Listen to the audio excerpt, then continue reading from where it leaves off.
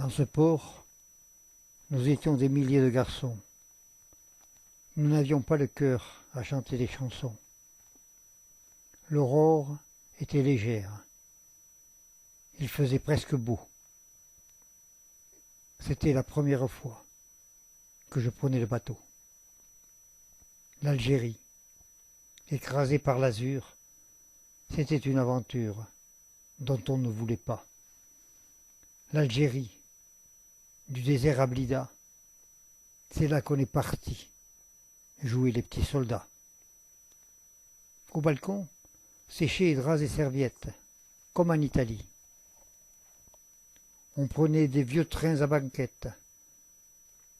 On était mal assis, l'Algérie. Même avec un fusil, c'était un beau pays, l'Algérie. Ce n'était pas un port à faire du mélo. Et pourtant, je vous jure que j'avais le cœur gros. Quand on a vu le quai s'éloigner.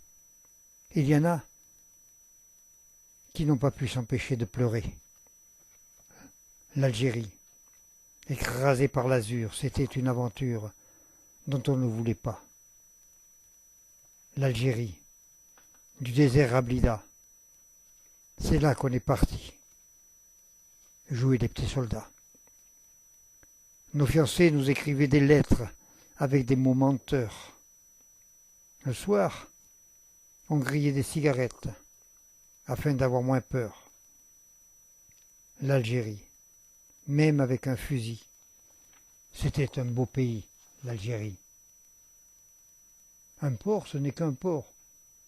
Mais dans mes souvenirs, certains soirs, malgré moi, je me vois revenir sur le pont délavé de ce bateau-prison, quand Alger m'a souri au bout de l'horizon. L'Algérie, écrasée par l'azur, c'était une aventure dont on ne voulait pas. L'Algérie, du désert à Blida, c'est là que j'étais parti jouer les petits soldats.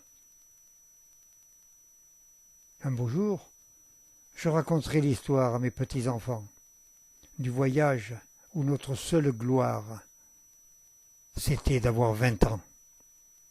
L'Algérie, avec ou sans fusil, ça reste un beau pays, l'Algérie.